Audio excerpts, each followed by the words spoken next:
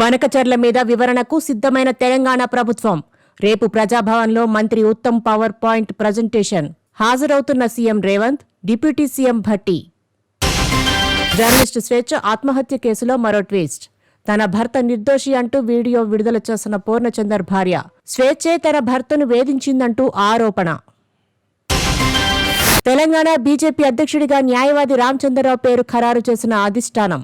ఈటెల, లక్ష్మణ్, అరవింద్ లాంటి సీనియర్లను వెనక్కి నెట్టి ముందుకొచ్చిన మాజీ ఎమ్మెల్సీ. మరోసారి కొండా మురళి ఆసక్తికర వ్యాఖ్యలు. తనకున్న 500 ఎకరాల్లో 16 ఎకరాలు అమ్మి 70 కోట్లు ఖర్చు చేసి గత ఎన్నికల్లో గెలిచామని ప్రకటన. ఉన్నత వర్గాలతోనే తనకు పోటీ అని వెల్లడి.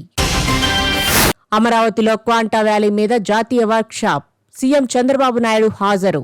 పాల్గొంటున్న వివిధ ఐటీ సంస్థల ప్రతినిధులు, నిపుణుల సూచనలు తీసుకోనున్న ప్రభుత్వం. శ్రీశైలంలో పెరిగిన భక్తుల రద్దీ. మల్లన్న దర్శనానికి 2 గంటల సమయం. సోమవారం కావటంతో పెద్ద ఎత్తున భక్తుల రాక. ఆర్జిత అభిషేకాలు, కుంకుమార్చనలు నిలిపివేసిన అధికారులు.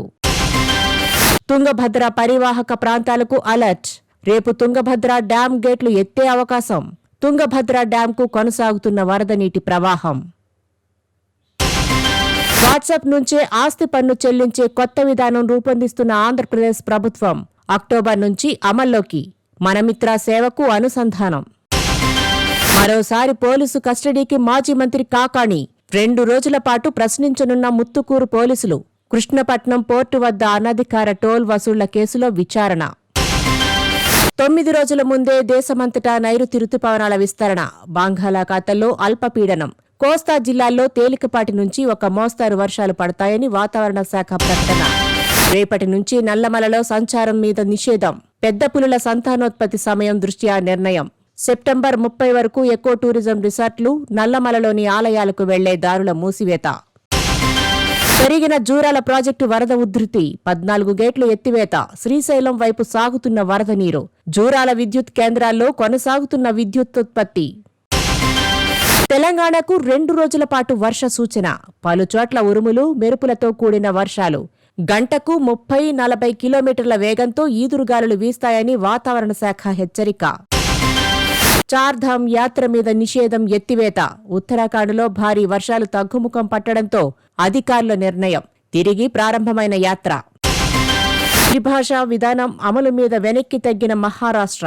ప్రాథమిక పాఠశాలల్లో హిందీ బోధన తప్పనిసరి చేస్తూ గతంలో ఇచ్చిన 2 ఉత్తర్వులను రద్దు చేసిన సర్కార్. ఫోన్ ట్యాపింగ్ మీద కేంద్రం కొత్త నిబంధనలు. ఇతర రాష్ట్రాల వ్యక్తుల ఫోన్ ట్యాపింగ్కు కేంద్రం అనుమతి తప్పనిసరి చేస్తూ టెలికమ్యూనికేషన్ల నిబంధనలకు సవరణ. హైదరాబాద్ శివార్లోని పాసమైలారంలో అగ్ని ప్రమాదం. సిగాచి రసాయన పరిశ్రమలో రియాక్టర్ పేలుడు. 10 మంది మృతి, 20 మందికి తీవ్ర గాయాలు. మృతుల సంఖ్య పెరగవచ్చునని అంచనా. రియాక్టర్ పేలుడు ఘటనలో 100 మీటర్లు ఎగసిపడిన కార్మికులు. భారీగా ఎగసిపడుతున్న మంటల్లో చిక్కుకున్న 50 మందికి పైగా కార్మికులు. ఫ్యాక్టరీ పరిసరాల్లో దట్టమైన పొగ. ఘాటైన వాసనతో ఉక్కిరిబిక్కిరవుతున్న స్థానికులు. చుట్టుపక్కల వారిని ఖాళీ చేస్తున్న అధికారులు. ఘటనా స్థలానికి ఎవరూ రావద్దని అధికారుల సూచన. శిథిలాలు తొలగిస్తున్న సహాయక సిబ్బంది. దుర్ఘటనా స్థలానికి హుటాహుటిన చేరుకున్న అధికారులు. సహాయక చర్యలు పర్యవేక్షణ. ప్రమాద వివరాల సమాచారం తెలుసుకున్న ముఖ్యమంత్రి రేవంత్ రెడ్డి.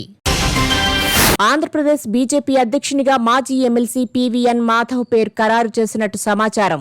నామినేషన్లు వేశాక ఉపసంహరణ గడువులోగా అధికారిక సమాచారం అందే అవకాశం.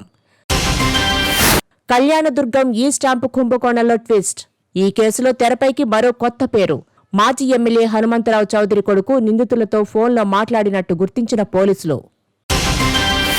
భద్రాచలం సమీపంలోని ఏటపాక, కన్నాయిగూడెం, పిచ్చుకలపాడు, పురుషోత్తపట్నం గ్రామాలు తెలంగాణలో కలపాలని అమిత్ షాలను కోరిన మంత్రి తుమ్మల. పాలనాపరమైన సమస్యలు వస్తున్నాయని వినతి. భారత్, అమెరికా మధ్య తాత్కాలిక వాణిజ్య ఒప్పందం ఖరారు.